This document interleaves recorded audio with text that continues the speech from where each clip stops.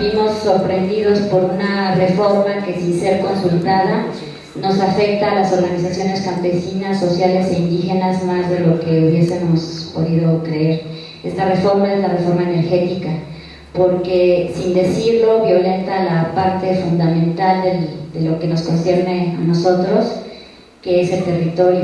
Afecta la propiedad social de la propiedad de la tierra y también afecta directamente al medio ambiente, aparte de los impactos negativos que tiene.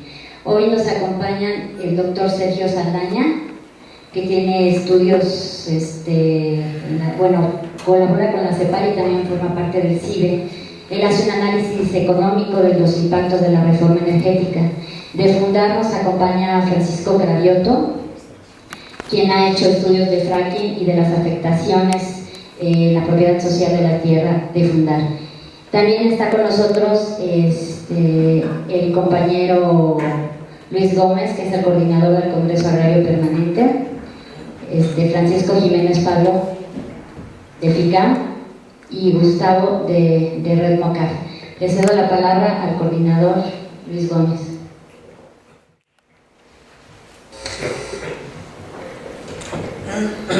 Gracias, Mariana.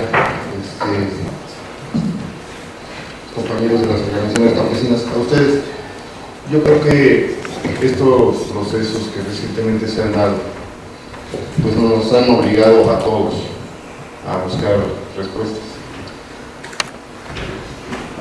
Muchos de nosotros encontrábamos el tema petrolero como un tema, pues básicamente con un contenido fundamentalmente económico. Conocíamos la importancia del sector petróleo en las cuentas nacionales, su impacto en el presupuesto, su impacto como un sector estratégico en el desarrollo nacional.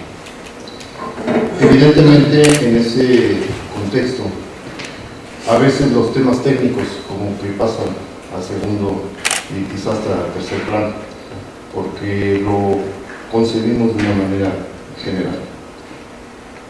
En la parte política criticamos y lo planteamos de manera muy clara, muy directa, nuestra exigencia de que el sector petrolero, de los hidrocarburos y el energético, fuese mantenido bajo la conducción, bajo la rectoría del Estado como patrimonio de todos los mexicanos. Y sin embargo eso se fue variando poco a poco, y se crearon las reformas, se reformaron los artículos 27 y el 28 que permitieron que esto se generara, se transfiriera, tomara otro tipo de rumbo, ya con la aprobación de las leyes reglamentarias, lo que es toda la parte de la ley de hidrocarburos, que de manera directa lesiona, además de puntualizar la transferencia de los recursos energéticos hacia el sector privado, pues lo criticamos desde el punto de vista de que a los campesinos los golpeaba en la parte del sector agrario, en la parte de los derechos agrarios. Esto empezó a generar un conjunto de reacciones que encabezaron muchos de los compañeros que hoy están aquí presentes, y que permitió que hubiera algunas modificaciones, no a satisfacción del movimiento campesino, porque mantiene esa parte lesiva del título cuarto de la ley, en la que, a pesar de que hoy les dicen que les van a dar participación en las utilidades de las ganancias, finalmente sigue estando ahí el tema de que puede ser despojado, puede generarle una servidumbre y deja en indefensión la posibilidad de que las comunidades ejidos puedan discutir, acordar sobre los recursos que tienen en el subsuelo. Finalmente, dijeron por ahí en mi pueblo, o te avienes o te sale la otra parte. Entonces, evidentemente hoy yo creo que es una obligación de todos el entender cuáles cuáles son los impactos que tiene esta reforma en el ámbito social, en el ámbito agrario, en el ámbito de la protección de los derechos ambientales, que es un tema que no entra en un esquema de discusión plena en todo este tema de movimiento. Y por eso a nosotros nos parece importante que hoy abordemos estos temas. Yo le agradezco verdaderamente a los organizadores el haberme invitado a esta reunión, y seguramente aquí haremos más rico nuestro conocimiento de los temas que hoy vamos a discutir. Muchas gracias a todos, gracias a los organizadores, a los ponentes, a Mariana, que pues obviamente reconocemos mucho su iniciativa y su talento para sacar adelante este tipo de comidas. Muchas gracias.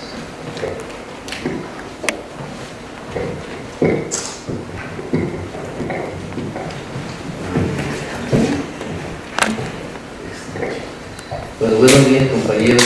En nombre del Frente Indígena y Campesino de México, nosotros desde hace tiempo pues, hemos venido luchando contra el despojo. Nuestra organización de carácter frentista, pues hay compañeros de Guerrero, del Estado de México, de Puebla sobre todo, donde el despojo se vive al orden del día. Y de hecho la reforma energética desde nuestro punto de vista no hace más que legalizar lo que se venía de por sí realizando mediante distintas artimañas, mediante distintos negocios ilegales, que hoy con la reforma energética se crean los mecanismos legales para que se legalicen todos aquellos despojos de costas, de sierras, para explotar minería, para explotar los recursos como el agua. Y bueno, a partir de los grandes megaproyectos que se vienen implementando con presas hidroeléctricas, la explotación de minera a cielo abierto, la explotación de hidroeléctricas en el sur del país, en Juchitán en concreto, en La Ventosa, donde los compañeros de Usisoni hoy dan una batalla fundamental, precisamente por la construcción de gasoductos y que están generando, además de contaminación ambiental, daños directos a la población por la fuga de gas amoníaco. En ese sentido, para nosotros pues, es importante este foro, y agradecemos a la compañera Mariana, organizadora de este evento, que me haya invitado, puesto que hay muchas cuestiones que no conocemos y que bueno, los ponentes nos van a ayudar el día de hoy a entender de manera más clara todos los problemas que se vienen, ¿no? La reforma energética, pues nosotros en el campo, sobre todo en el mundo indígena, lo estamos viviendo, porque ya se están dando el despojo de tierras, lo que está pasando en la zona oriental de Puebla, donde tenemos una fuerte presencia, donde hay 90 proyectos mineros, 8 proyectos hidroeléctricos, y que ya trajo como consecuencia la muerte del compañero Antonio Esteban Cruz el 4 de junio, pues es prueba de lo que se viene adelante hoy con la aprobación de la reforma energética, pero ahora con la implementación que va a significar el despojo a gran escala. Yo quiero dejar la palabra a mis compañeros y más que nada dejar la palabra a los especialistas en el tema, o si queríamos dejar asentado esta parte que está viendo en el campo.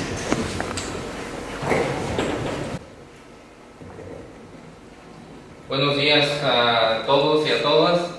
Quiero agradecer a nuestros ponentes invitados y a los compañeros organizadores de este evento.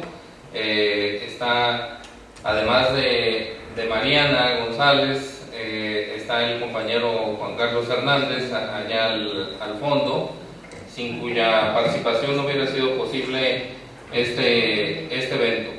Quisiera destacar la importancia de sumar esfuerzos entre distintas organizaciones de la sociedad civil, de ahí la importancia de estar reunidos no solo entre organizaciones campesinas, sino con organizaciones que están trabajando estos temas desde diferentes puntos de vista y con ciudadanos interesados en el tema ambiental, en el tema de derechos. Hoy es notorio para quienes trabajamos temas ambientales y temas de derechos campesinos e indígenas que el gobierno no está a la altura de las emergencias ambientales. Greenpeace destaca hoy en los medios periodísticos que en un mes se han dado 4 contingencias ambientales, 2 derrames de hidrocarburos y los derrames de las mineras, y es notorio que ni las autoridades en materia de salud ni las autoridades ambientales están haciendo todo lo que esperábamos la ciudadanía, y los mensajes que se envían son terribles. Es decir, si en este momento no podemos hacer frente en materia regulatoria a estas contingencias ambientales, en un esquema de mayor apertura y de multiplicar las inversiones de industrias extractivas, petroleras, hidroeléctricas, mineras, seguramente el desastre ambiental y la violación de derechos para la población rural, no solo para los dueños y poseedores de la tierra, la población rural en general, van a ser mayúsculos. Finalmente, el tema de los impactos de la reforma energética en el campo no es solo competencia de quienes tienen tierra, de quienes poseen tierra, es de toda la población que vive en el campo, y también de la gente que vive en las ciudades y que depende del suministro de alimentos y de agua, de lo que se hace o deja de hacer en el medio rural. Les agradecemos a todos su presencia y reitero mi reconocimiento a los compañeros organizadores, Juan Carlos Hernández Valdovinos y Mariana González, así como a los ponentes invitados. Bueno, yo también quiero agradecer a la invitación a este evento, y quiero agradecerles mucho a ustedes por su asistencia. Es importante que tengan el interés, y es importante que estemos informados de qué es la reforma energética. Es importante pasar de tener una simple opinión común basada en un cruce de información de medios y tener una información más documentada, ¿no?, para llegar a tener una opinión informada sobre este tema tan importante. Bueno, mi nombre es Sergio Saldaña Zorrilla. Yo soy de formación economista, por eso de lo que les voy a hablar va a tener un sesgo más hacia economía, pero también voy a tratar de abordar temas más amplios. Lo primero en lo que quiero hacer énfasis es en explicar un poquito cuál es el espíritu de la reforma energética.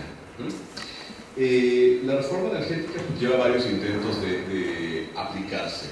Han sido varios presidentes de la República los que han intentado realizar.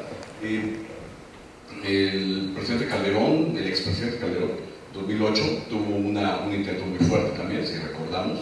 Y ahora nuestro actual presidente Enrique Peña también lanzó lo mismo, ¿no? La diferencia es que en esta ocasión Enrique Peña, a diferencia de Calderón, sí tiene la mayoría en el Congreso, ¿no?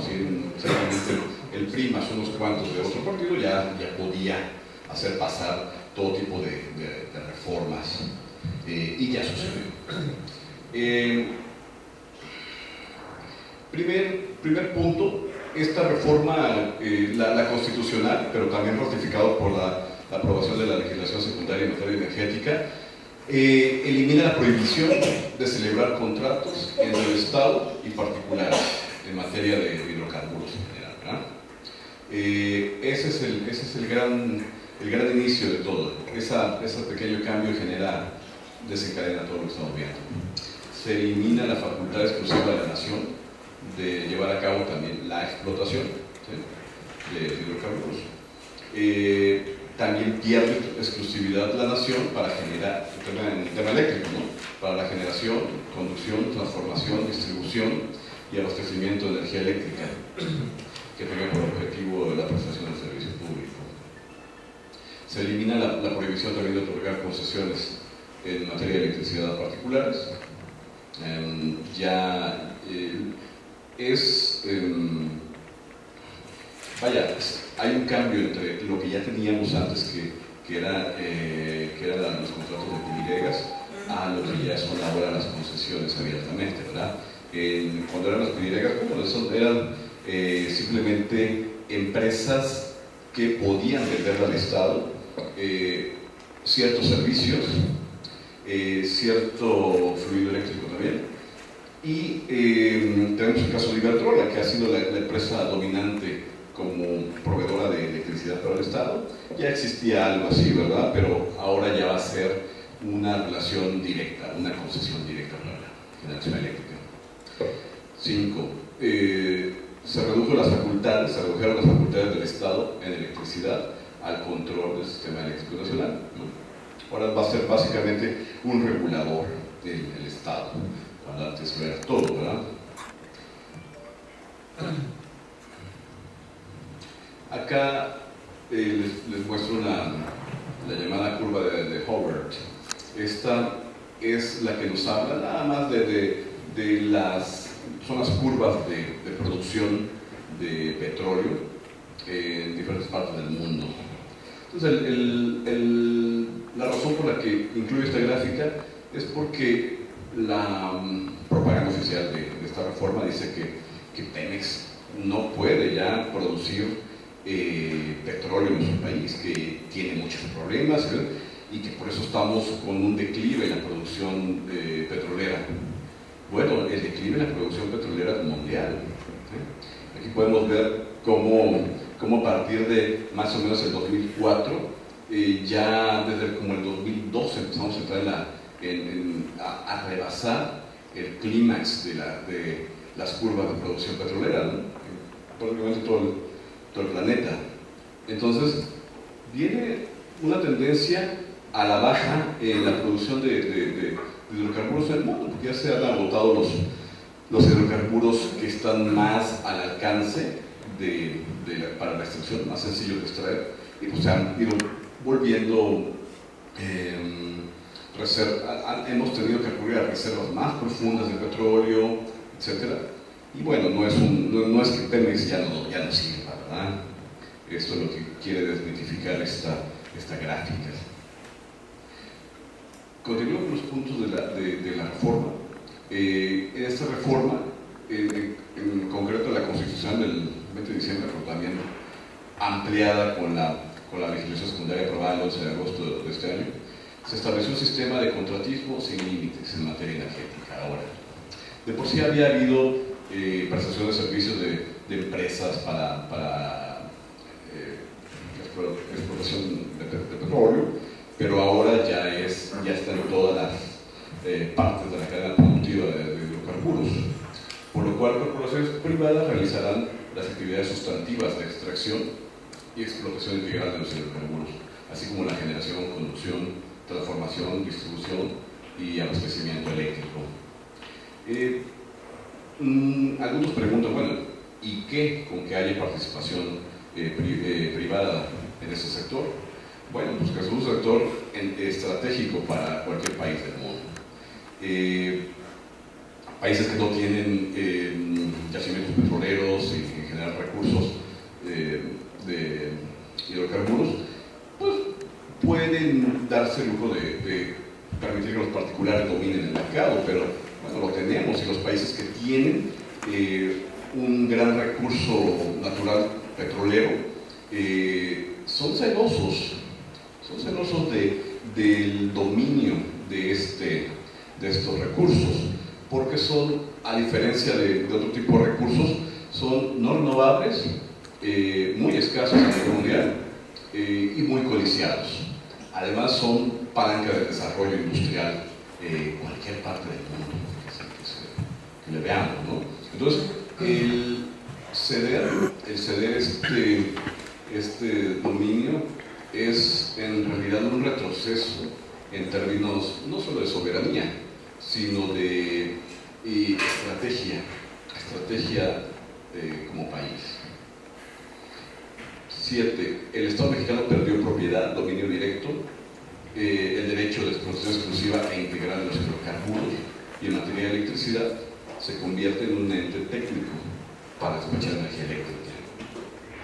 8. La explotación de hidrocarburos no estará en función de una agenda de desarrollo económico y social. Alguien me preguntará, ¿y cuándo lo ha estado? Bueno, siempre ha sido el objetivo que lo esté. En sus orígenes, en el 38, cuando se dio la nacionalización de la industria petrolera, también llamada expropiación, precisamente, en ese entonces sí había una agenda de desarrollo y sí se pensó el nacionalizar la industria petrolera con el objetivo de que ésta sirviera de proveedora de insumos más accesibles para el desarrollo de la industria nacional. Entonces, al ir abaratando todos los insumos derivados de hidrocarburos, pues sí íbamos a aumentar la productividad de la planta productiva nacional, y así fue. Y buena parte del desarrollo económico que tuvo lugar en las décadas subsiguientes, básicamente en los 40, 50, 60, se explican por esa accesibilidad a insumos derivados del petróleo a precios más accesibles. Alguien también podrá decir, bueno, también estuvo el auge de la posguerra, hubo un afán de reconstrucción a nivel global y el acuerdo de Bretton Woods, etc. Es cierto, pero una vez aislado el efecto que tuvo la recuperación mundial de la posguerra, en México sí fue un factor determinante el disponer de derivados de petróleo para la industria. 9. La política energética no forma parte de una estrategia nacional a partir de estas reformas, sino ahora está en función de las necesidades de los Estados Unidos de América. Este es un tema de soberanía. Ya estamos en una nueva era. A partir, yo diría, de diciembre del 2012, entramos en una nueva era. Ya fue un parteaguas de la historia económica del país. Lo que tan celosamente fueron defendiendo los gobiernos por revolucionarios desde los años 30 hasta hace poco, siento que diciembre del 2013 es una fecha en la que esto cambia a una siguiente fase. No es que no se haya intentado antes, ¿verdad? Desde el sexenio del expresidente de Miguel de la Madrid hubieron intentos de integración global, lo cual no es malo. Con el sexenio de Salinas de Gortari hubo un intento de integración a América del Norte, lo cual, si se sabe hacer estratégicamente, no tendría por qué ser malo, ¿verdad? El problema es que fue mal negociado, el campo fue alrededor y parte de la industria nacional desmantelada. Entonces ahí ya empezamos empezaron las claudicaciones con respecto a la defensa celosa de la soberanía. Y en diciembre del año pasado, y pues ahora el 12 de agosto, ya son las dos fechas donde ya es la capitulación, yo diría. Y ahorita les voy a presentar el reporte Logar, que es un reporte hecho por el Senado de los Estados Unidos, por parte del senador Richard Logar, que es el origen de esta reforma energética. El agotamiento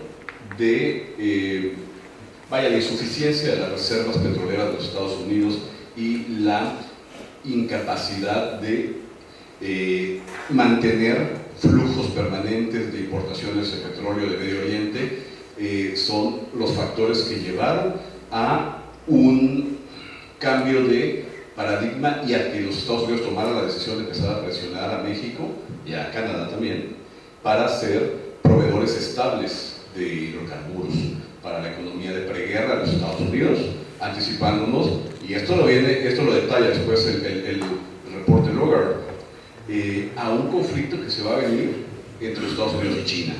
¿Sí? Entonces la economía de preguerra está preparada, tiene que quedar bien preparada, y esta reforma energética debe ser entendida en el contexto más amplio de la geopolítica de la que somos parte. Entonces, esta reforma energética, repito, ya no responde a nuestra estrategia nacional de desarrollo, sino ya pertenece a una estrategia de desarrollo de nuestro principal socio comercial, lo cual, quiero anticipar, no tiene nada de conspirativo. Quiero que es importante que no entremos en un lenguaje de todo es una conspiración de los malos para que nosotros, los buenos mexicanos, suframos y desaparezcamos. Obviamente no, cada país ve por sus propios intereses. Estados Unidos ve por sus intereses nacionales y no creo, porque yo conozco muchísimos ciudadanos y gente del gobierno que tengan un afán de destruirnos, para nada. Tienen un afán de beneficiarse ellos, pero es el afán natural que debería tener y tiene prácticamente cualquier pueblo del mundo, ¿no? Y cualquier gobierno lo ejecuta. El problema es que el nuestro lo ha ejecutado mal, ha defendido mal, y sobre esto podemos discutir mucho. Y punto número 10, aparece la figura de la ocupación temporal y las servidumbres legales. Estas son, bueno, en la reforma constitucional de diciembre no tenía ese nombre, ¿verdad? Era directamente expropiación, ¿no? Ya con la legislación secundaria, ante la reacción que hubo de diferentes actores de la sociedad, ya tuvieron que cambiarle el nombre y decir, bueno, no vamos a expropiar el terreno para quedárnoslo de por vida, sino que solamente te lo vamos a tomar mientras sea de provecho para quien sea que explote hidrocarburos en ese territorio, ¿verdad? Puede ser inicialmente 5 años, 30 años, prorrogable, queda abierta la posibilidad de prorrogarlo tanto sea necesario, hasta 100, 200 años, y después se les devuelve. Bueno, la otra, esta lámina la uso para desmitificar también un poco la necesidad de la participación de particulares nacionales extranjeros en el sector de hidrocarburos, ¿verdad?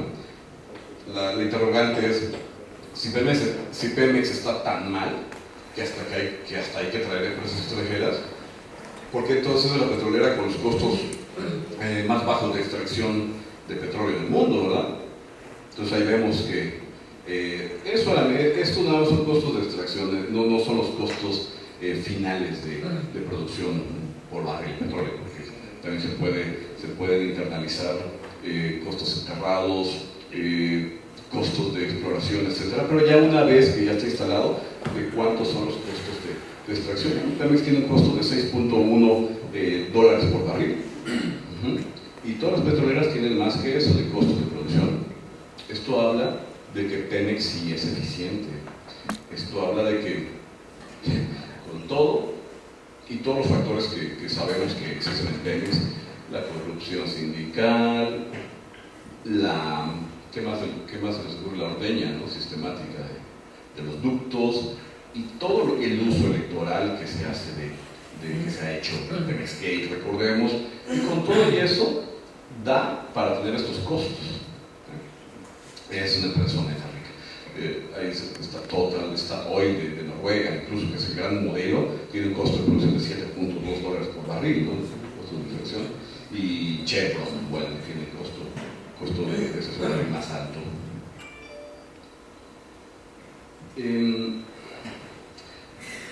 Aquí habíamos discutido un poco de la mecánica de la exposición. Le paso el micrófono a mi colega expositor para que continúe hablando de la reforma en general. Vamos a dividir nuestras intervenciones en dos partes.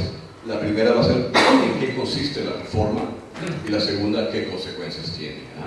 Y me detengo acá. Nos parece bastante pertinente comenzar a discutirlo, más que nada porque es un tipo muy específico de explotación de hidrocarburos que, si en sí no fue aprobado por la reforma energética, esto hay que dejarlo muy claro. O sea, no es que la reforma energética abriera la puerta a este tipo de explotación. Básicamente, el nuevo modelo instaurado de explotación de hidrocarburos a partir de la entrega de contratos facilita la proliferación de este tipo de proyectos que tienen consecuencias bastante nocivas tanto para la sociedad, para el medio ambiente. A nosotros nos han descalificado en la prensa como ambientalistas. Bueno, yo lo llamo descalificación ambientalistas porque parece ser que lo único que estamos tratando aquí es temas de cómo se daña pues, elementos de la naturaleza que no están conectados con el ser humano, pero todo esto está íntimamente ligado con la capacidad de los seres humanos de pues, tener acceso al agua, que es fundamental para, ya no se diga para el desarrollo de cualquier actividad económica, para el desarrollo de la vida. Por supuesto, es fundamental también ciertas actividades que entran en conflicto con otras actividades económicas que se realizan en algún punto determinado. En fin, voy a hacer al ratito, digamos, voy a hacer una explicación sobre de qué estoy hablando y después una enumeración de las afectaciones. En primer lugar, pues más que nada por encuadrar todo lo que se ha mencionado ahorita sobre el vínculo de todos estos cambios que se han presentado en el país con la economía y qué impacto van a tener a futuro en la economía nacional. También es necesario mencionar pues, en qué momento nos encontramos ahorita como sociedad, como humanidad, pues en términos de modelo de desarrollo. Hemos vivido un siglo prácticamente conectados al catéter de los hidrocarburos y generando toda una economía absolutamente dependiente de la explotación de estos recursos que ya está llegando a su fin. Y eso no es ser catastrofista, es simplemente ser absolutamente realista. Los yacimientos convencionales que hay en el mundo se están agotando uno tras otro, tras otro. Cantarell ya se agotó. Kuma-Lop-Sap, que es ahorita el yacimiento del cual depende casi toda la explotación de petróleo, está ya en periodo de declinación. Y pues lo que sea que se descubra, como ahorita que dicen que acaban de encontrar petróleo en aguas someras en Tabasco, digamos, va a tener una duración máximo de unos 10, 15 años, y supongamos el mejor escenario posible, 30 años de recursos a explotar de hidrocarburos solamente en México, ¿no? Y después, ¿qué pasa? Después de esto, o sea, las decisiones que vamos a tener que tomar en un momento dado como sociedad y como economía mexicana, las vamos a posponer hasta ese momento, o podemos desde este momento ya comenzar a realizar esta transición que me parece a mí fundamental, sobre todo para no encontrarnos en una situación peor de la que ya nos encontramos en este momento, ¿no? En ese futuro, a lo mejor algunos de nosotros dirán, pues esa decisión le tocará a otras personas que a lo mejor no han nacido todavía, pero me parece tamaña irresponsabilidad de nuestra parte no empezar a tomarlas en este momento y dejárselas a futuras generaciones. Ahora bien, uno de los grandes errores de la política energética nacional sí fue precisamente en tiempos de López Portillo conectarse precisamente al catéter de los hidrocarburos para, como ya se mencionaba hace ratito, todo el gasto corriente del Estado, volverlo dependiente de los ingresos de hidrocarburos, sin que esa riqueza que debió haber sido considerada como extraordinaria en su momento, fuera gastada en inversión. Digamos, no que se fuera gastada pues, en gasto corriente del gobierno. O sea, hasta el día de hoy en día, 1 de cada 3 pesos que gasta el gobierno proviene precisamente del petróleo. Y ahora sí que experimentamos en diferentes momentos de la década de los 80, 90 y sobre todo 2000, ingresos extraordinarios de petróleo que ahorita han desaparecido completamente y nadie sabe en dónde se encuentran o cómo redituaron el bienestar de los mexicanos, ¿no? Y pues matamos a la gallina de los huevos de oro, ese petróleo ya no está. Y pues ese petróleo en un momento dado, hay quienes argumentan que se debió haber invertido en la construcción de refinerías, en precisamente pasar de ser un país, por ejemplo, Singapur no es un país productor de petróleo, Singapur es de los principales importadores de petróleo del mundo. Y su principal producto de exportación es derivados de petróleo, es precisamente productos con valor agregado, cosa que en este país ocurre absolutamente lo contrario. Nosotros exportamos petróleo e importamos gasolinas. El caso es que, y no sería gasolinas, plásticos, polímeros, la cantidad de cosas que se pudieron hacer. Yo tengo un cierto matiz con respecto a este plan que han esgrimido algunos otros personajes públicos, investigadores, figuras de la clase política. Yo creo que más bien esta riqueza de hidrocarburos y la que todavía queda debería ser precisamente invertida en esta transición hacia por lo menos 4 tipos de energías, de fuentes de energía que son solar, eólica, maremotriz y geotérmica. Todo lo demás, o sea, nuclear, grandes hidroeléctricas, todo es absolutamente destructivo. Y lo que necesitamos es precisamente blindar a futuras generaciones que puedan ellos y ellas contar con una fuente inagotable de recursos energéticos que le permita precisamente a esa economía pues, despegar y avanzar. Y no estoy hablando de un sueño guajiro, dicen eso es una decisión que debe tomar países de primer mundo, no nosotros, en absoluto no, o sea, hay recursos suficientes pues, y también digo, si se llevara a cabo una reforma fiscal, ya estoy entrando en otro tema, pero una reforma fiscal que realmente cobrara lo que debe cobrarle a las 400 empresas más grandes de este país que solo pagan 1.5% de sus utilidades en impuestos, si se les cobrara lo que tienen que cobrar, empezaría un proceso de redistribución que precisamente detonaría el crecimiento de esta economía.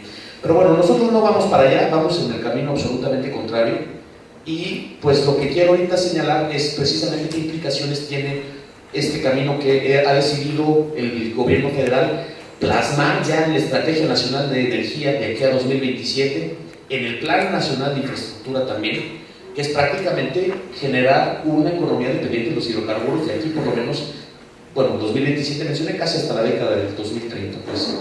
Entonces, bueno, ya se ha agotado a nivel mundial los hidrocarburos de fácil acceso. Estamos hablando de los yacimientos convencionales. Yacimientos convencionales, pues lo que tenemos es en la roca sedimentaria a lo largo de millones de años, queda atrapado la materia orgánica, se hacen pliegues en estos sedimentos conforme se dan movimientos telúricos a lo largo de millones de años. La presión misma genera pues unas bolsas donde queda atrapada materia orgánica que pues a lo largo de millones de años esa materia orgánica se convierte en hidrocarburo que hoy en día estamos explotando. Pues estos yacimientos son fáciles de explotar. Lo único que se hace es se coloca, por ejemplo, un barreno vertical que alcanza la bolsa de hidrocarburos, y la misma presión de estas bolsas expulsa el hidrocarburo con una inversión relativamente baja de energía. Ese tipo de yacimientos ya se están agotando, ya casi no nos acabamos, pues, y a nivel internacional. Y ahora pues surge de repente, bueno, había ahí una promesa de que estábamos alcanzando el pico del petróleo, donde precisamente se iba a volver tan caro explotar hidrocarburos que necesariamente esta transición energética se tendría que llevar a cabo, y pues ocurrió absolutamente lo contrario. Entre más caro se volvió la explotación de petróleo, por no retirarnos una vez más el catéter de la dependencia de los hidrocarburos, en lugar de hacer eso y pasar a otras fuentes de energía, lo que hemos hecho es buscar de verdad como adictos el petróleo en los lugares más difíciles de encontrarlo, los más sucios, los más caros, los más, pues ahora sí que destructivos. Y estos son los yacimientos no convencionales. La definición de no convencionales varía de una persona a otra, de un autor a otro, pero bueno, yo como lo entiendo son prácticamente todos aquellos yacimientos que no son de fácil acceso, pues. Incluyo en estos, por ejemplo, el petróleo que se encuentra en el Ártico, el petróleo que se encuentra debajo de glaciares, el petróleo que se encuentra en aguas someras, el petróleo sobre todo que se encuentra en aguas profundas, el petróleo que se encuentra en ciertos yacimientos que les llaman arenas bituminosas, que son explotaciones a cielo abierto que abarcan kilómetros y kilómetros cuadrados que se ven desde el espacio, donde se refina la corteza terrestre solamente para recoger lodo que se refina para sacar petróleo. Ese es ahorita el principal producto de exportación de Canadá, y de eso viene Canadá, y de ahí viene pues gran parte de esta supuesta soberanía alimenticia, soberanía energética de Estados Unidos, de la explotación absolutamente destructiva y contaminante de arenas bituminosas en Canadá. Uno piensa a veces en Canadá que dice, bueno, parece ser que es país del primer mundo, con estos bosques infinitos y todo eso, pero de repente se encuentra en Google Maps desde el espacio estos manchones. De verdad, desde el espacio me refiero a una escala gigantesca, pues manchones de bosque destruido para explotar ya lo más puerco del petróleo que existe, ¿no? Y en esta dinámica se inserta pues también lo que es la fractura hidráulica. La fractura hidráulica es una técnica de extracción de hidrocarburos que busca, bueno, fractura hidráulica me refiero a fracking, también porque pues en la prensa se ha utilizado el término fracking muchísimo, pero bueno, lo voy a llamar fractura hidráulica por el término en castellano, pero bueno, lo que busca es sacar hidrocarburos de yacimientos de muy difícil acceso. Esto es, no hidrocarburos que se encuentran atrapados en una bolsa en el subsuelo, sino más bien que se encuentran atrapados dentro de la roca, en pequeñas partículas que para poder liberarlo, lo que se hace es que se inyecta agua a altísima presión, y entonces esa agua rompe la roca y permite que estas pequeñas partículas atrapadas salgan y se aprovecha pues ese hidrocarburo. Pero pues estos yacimientos tienen muchísimos problemas, ¿no? Voy un poquito para atrás. Entonces, los yacimientos de los que estamos hablando son de roca nutita, o también puede ser roca de esquisto o de pizarra. En inglés, también porque ha salido en la prensa mexicana, se le conoce también como shale.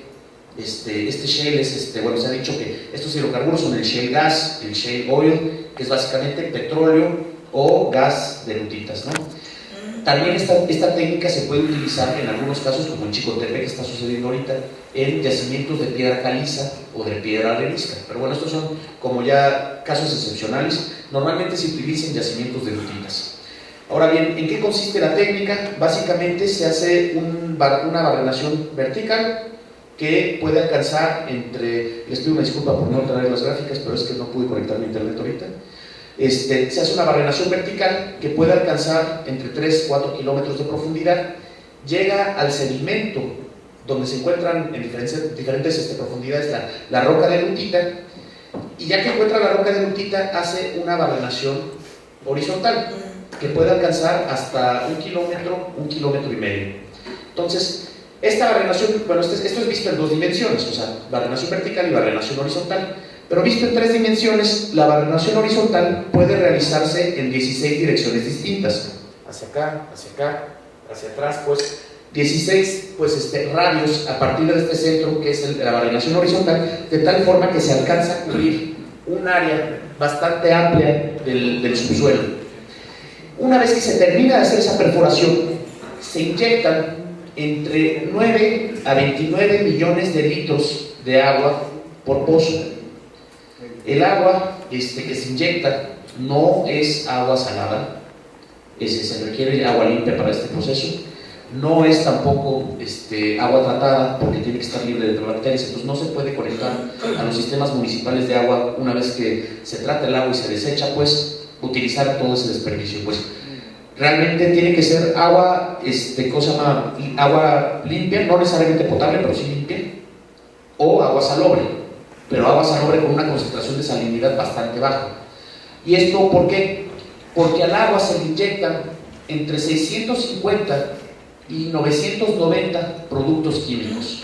La cantidad de químicos que se utiliza en esta concentración varía según la composición del subsuelo, pero cada químico específico tiene una función determinada al momento de hacer la perforación. Unos son bactericidas, otros lo que buscan es evitar la corrosión de los conductos, otros aumentan la presión, etcétera, o disminuyen la fricción del fluido, etcétera. Es una composición muy específica de sustancias químicas, cada una con su función, que precisamente no puede entrar en reacción con otras sustancias químicas que estén presentes en el agua. Entonces, por eso es que el agua debe ser limpia, pues, o en el peor de los casos, agua salobre. Nada más que el uso de agua salobre es muy poco común en Estados Unidos, que es donde más se ha desarrollado esta práctica.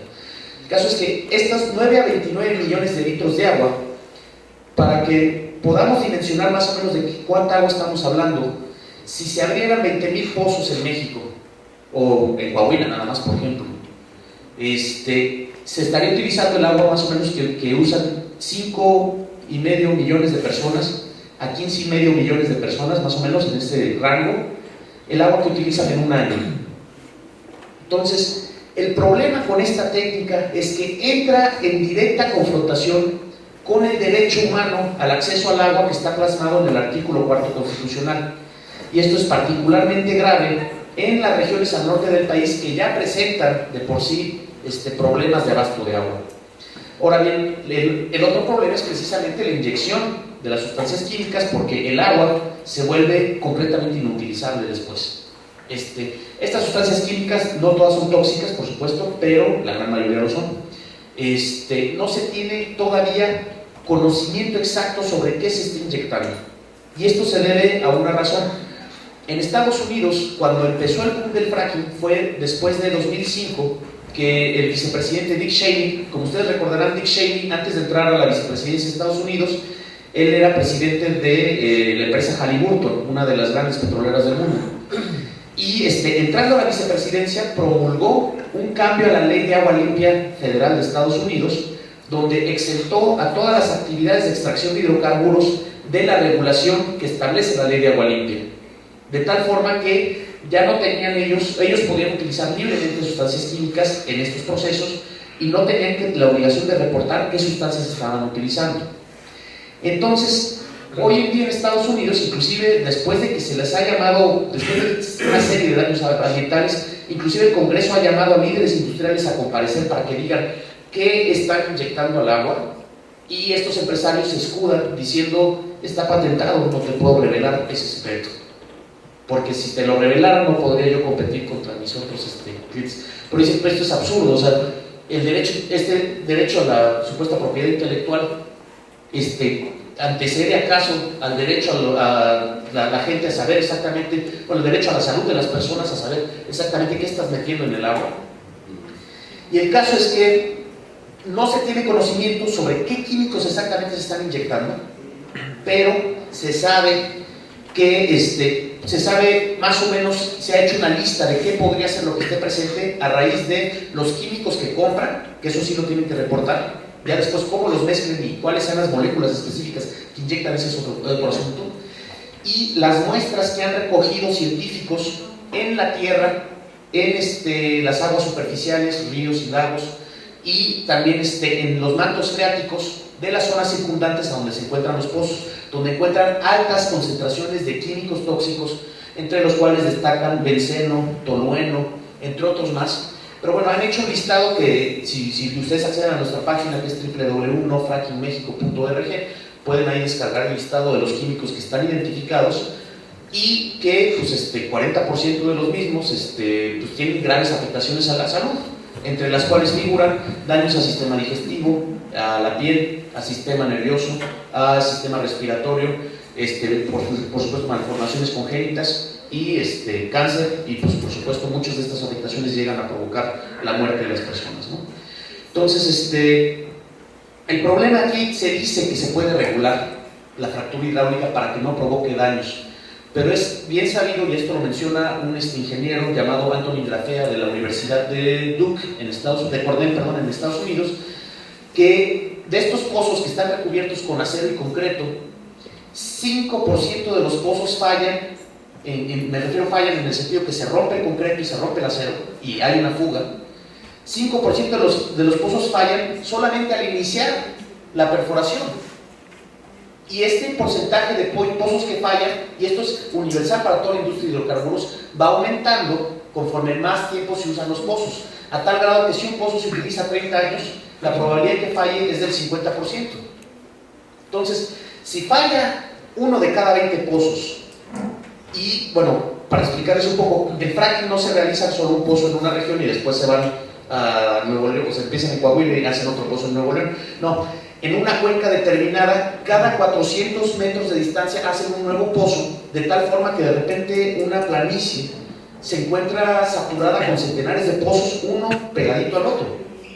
Entonces, centenares de pozos en una cuenca determinada, en una superficie determinada, y que fallen uno de cada 20 y que expulsen esos químicos al ambiente, eso lo que provoca es precisamente, pues, una probabilidad casi certera de contaminación. Entonces, el problema que han visto en Estados Unidos es precisamente contaminación tanto de aguas superficiales, suelos y mantos freáticos. Los mantos freáticos es probablemente de lo más grave, porque las poblaciones que habitan alrededor de estos pozos, ahí es donde tienen sus pozos de agua. De ahí es de donde sacan pues, el agua que utilizan para todas sus actividades diarias. Y pues ha circulado pues, en YouTube, es popular una imagen que se ha repetido centenares, miles de veces, pues, de diferentes personas en Estados Unidos que abren el grifo de agua, el agua sale contaminada con metano y otras sustancias químicas, y es posible, pues, tal cual como si fuera la estufa, acercarle un cerillo al agua y que se prenda en fuego. Precisamente porque están saturados de metano los mantos freáticos.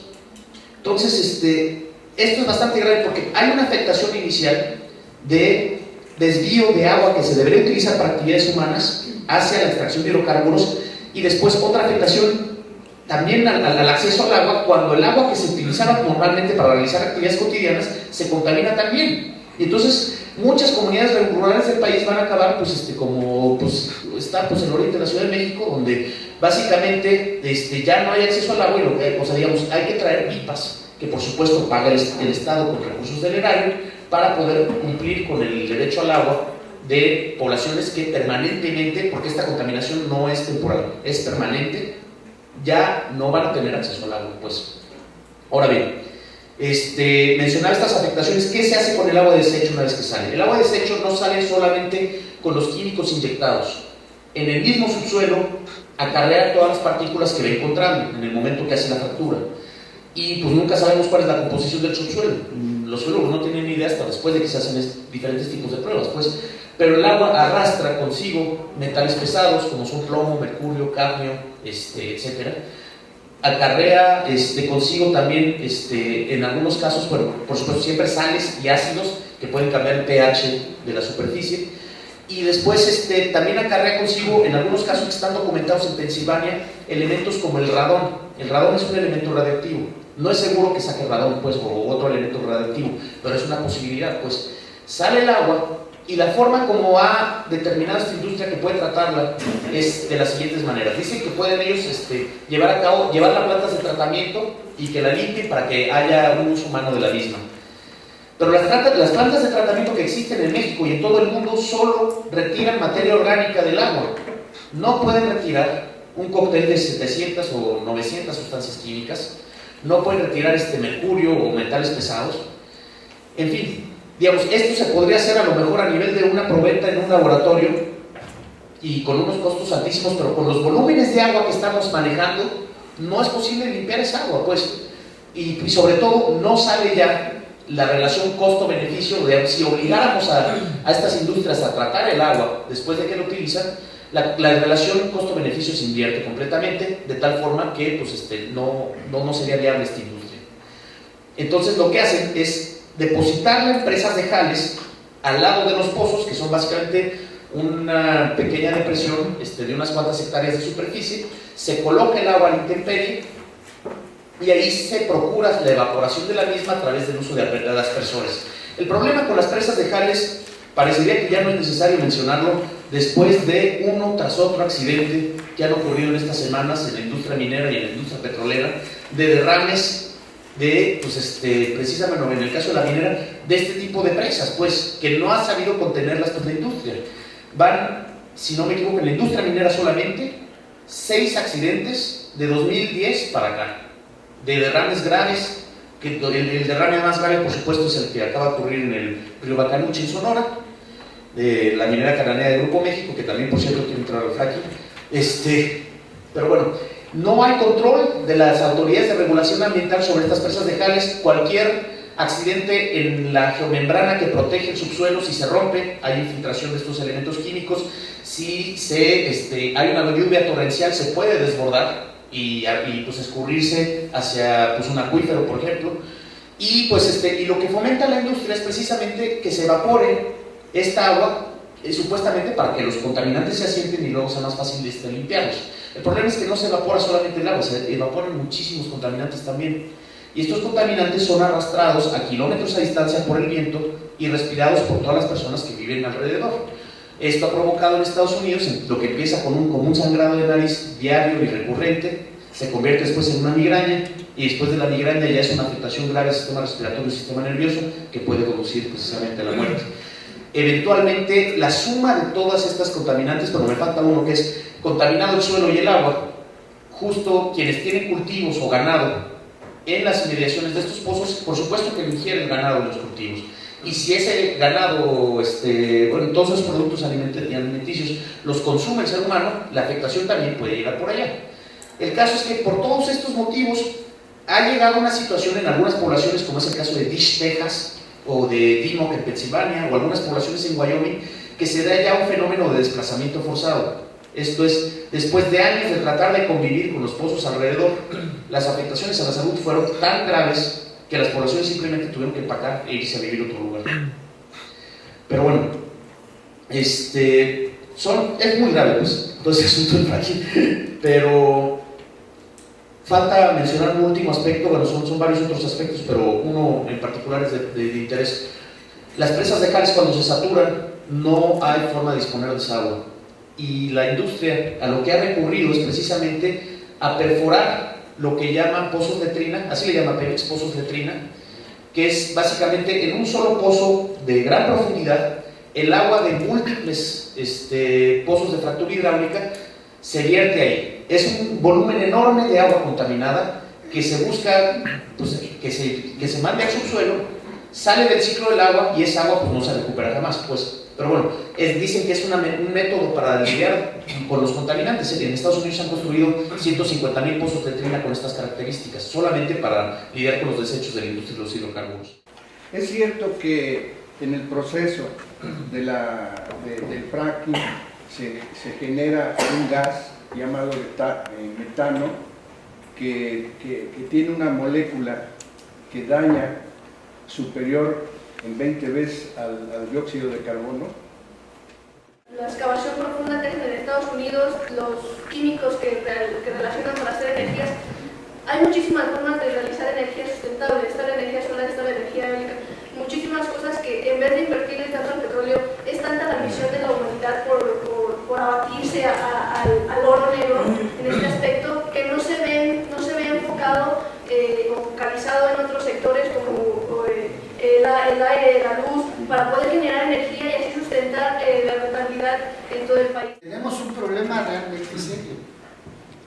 Claramente es que el Estado, concibiéndolo como ese equilibrio de intereses de los diferentes estratos sociales y el mosaico social de México, no hay equilibrio.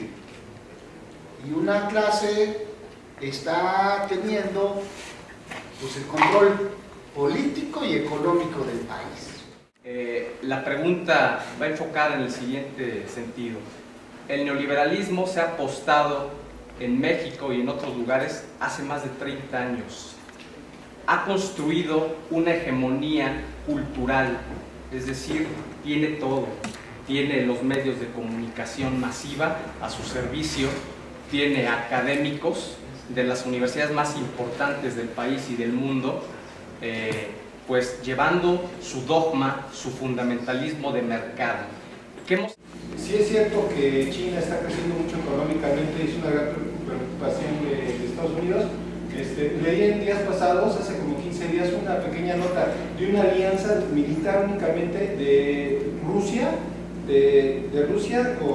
con China, para que haya un equilibrio mundial de fuerzas.